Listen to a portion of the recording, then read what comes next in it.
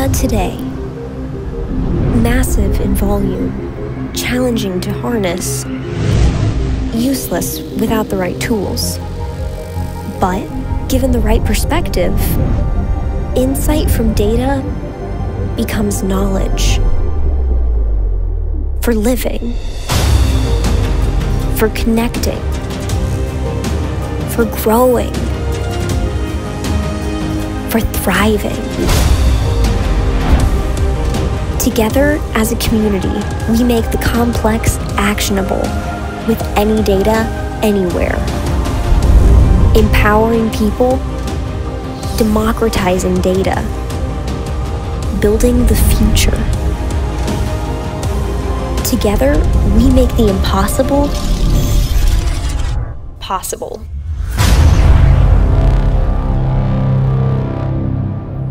Ladies and gentlemen, please welcome our host, Wim Stoop.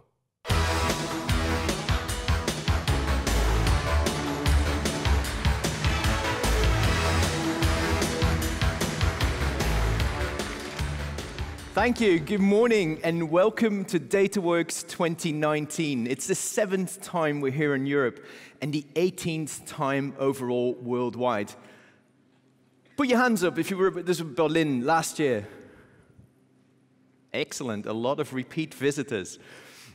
All right. Well, of course, this year we're here in Barcelona with Mediterranean breezes and great architecture. And I don't know if you noticed, but when you walk through the corridor to get to this forum that we're in right now, if you look at it from the sky, it's an equilateral triangle. It's suspended on pillars to make it seem as though it's floating in the air. But of course, there is nothing that says Barcelona more than the Sagrada Familia, Gaudi's design. Started to build in 1882. It's going to be finished in 7 years from now. Personally, I'm a Dutchman living in Austria, but I'm delighted to be here in Barcelona. Now, Barcelona is also a city with a signature song, sung by one of opera's greats, Montserrat Caballé, together with one of the pop idols of all time, Freddie Mercury. It also became the theme song for the 1992 Barcelona Olympics. Let's have a listen.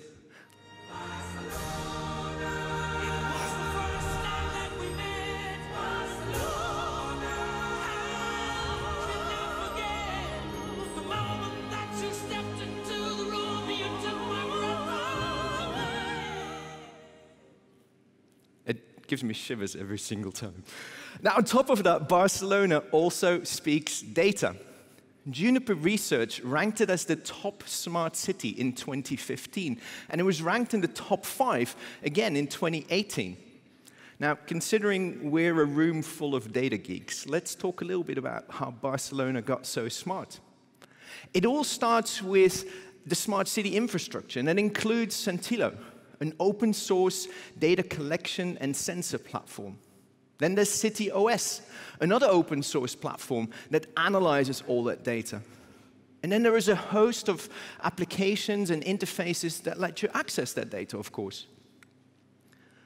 And as a result, they've been able to do some tremendous things. The city redrew the bus routes based on how people were actually using transport. And as a result, ridership is up 30% over 4 years. On the lampposts, if you look closely, you'll find there are a host of sensors on there, keeping track of anything like noise, pollution, traffic, the number of selfies posted from the streets even. Ground sensors in the parks, they measure water use. And as a result, they've been able to save water 25% or about €500,000 on an annual basis. Neighborhoods are reconfigured as smart neighborhoods, so less traffic is needed to get around. And the impact of this in all is tremendous. It is predicted that by 2025, the total economic impact is going to be €832 million. Savings of nearly 10,000 tons of CO2 equivalent, 600,000 liters of water saved on an annual basis. So congratulations to our Barcelona tech and data colleagues. All right. Anyone in the audience likes Formula One? Right? All right. It's nearly time again for the Spanish Grand Prix. It's coming to Barcelona at 12th of May to be run here at the Circuit de Barcelona, Catalunya. Actually, can we get better at scheduling these events so we can tie it all together and go see them? That would be great. Now, of course, nothing in Formula One stands still. There is technology, there is iteration, there is innovation, improvement, continuous working together as a team in order to beat the other teams. It starts with very innocent things. Take, for example, a steering wheel. This is an overview of the evolution of that wheel that was just there to steer the car in the past 40 years. Now it is something that is completely instrumented, completely IoT-ified, if you will, to continually gather the data as it's happening, analyzing the data, and delivering that data and insight back at the driver's fingertips, exactly where they need it, to beat the other drivers. And then if you go look in the paddock, there are the Formula One engineers analyzing about 300 sensors on each of these Formula One cars. Now, my car is getting about 100, so that's 3 times the amount. They monitor tire pressure, fuel efficiency, wind force, GPS location, brake temperature, and all of that in real time. Now, I had a couple of claps already, but especially the Spanish Formula One fans, they will know, of course, that Carlos Sainz Jr. is now taking over from Alonso for the McLaren team, and he's going to put all that to use in 2019 as he's driving. So, information drives performance, not just to win one race, but for the future. New components and new models for new wins and new achievements. And then speaking of new achievements, well, we just completed the merger between Hortonworks and Cloudera. We joined forces to deliver the industry's first enterprise data cloud. But what does that mean for you as users, as customers? Well, you now have at your disposal the combined team of the best and brightest, dedicated to delivering a comprehensive solution set, delivering the right analytics to data anywhere the enterprise needs to work, from the edge to AI, in a 100% open source data platform. Furthermore, you now have a company with the scale and resources to drive continued innovation and growth for the big data community. And innovation is, of course, one of the key tenets of our theme. DataWorks Summit brings us together as a community to share ideas, to gain insights, and to create the foundation for innovation. The event serves as a platform for you to learn how to best apply open source technology and build that next generation innovation.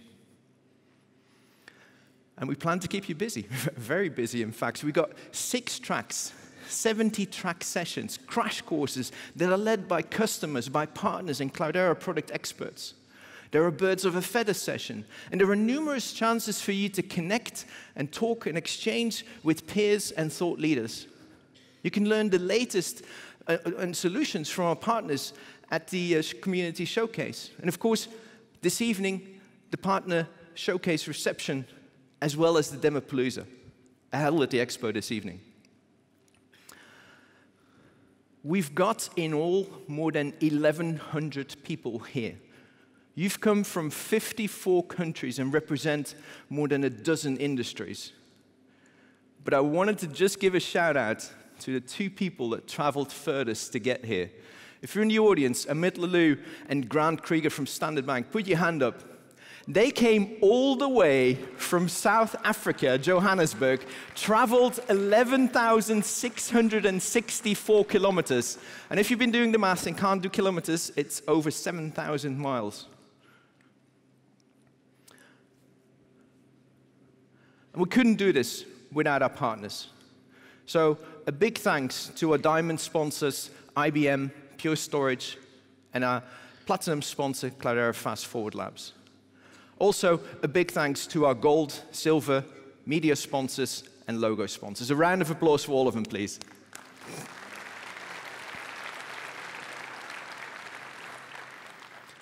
And to find your way around DataWorks, to find all the sessions, the topics and their locations. If you've not done so already, please download the mobile app. It's available for Apple as well as Android devices. And if you'd like to take part in the social media competition, please use the hashtag what was it again? The DWS19, there you go, for tweeting, for linking in, for zinging, for wherever you want to post. You'll get entered into the social media contest. So the more often you enter, the better chances you have of winning. All right, let's get to the meat of the general session today. We've got a great lineup for you. We have Mick Hollison, Cloudera CMO, followed by Andrew Brown from our Diamond sponsor, IBM. He's the VP of Hybrid Cloud Software. We followed out with Vaughan Stewart, the VP of Technology Alliances at Pure Storage. And then we close off with Kareem Tomac, Divisional Head of Big Data and Advanced Analytics at Commerzbank.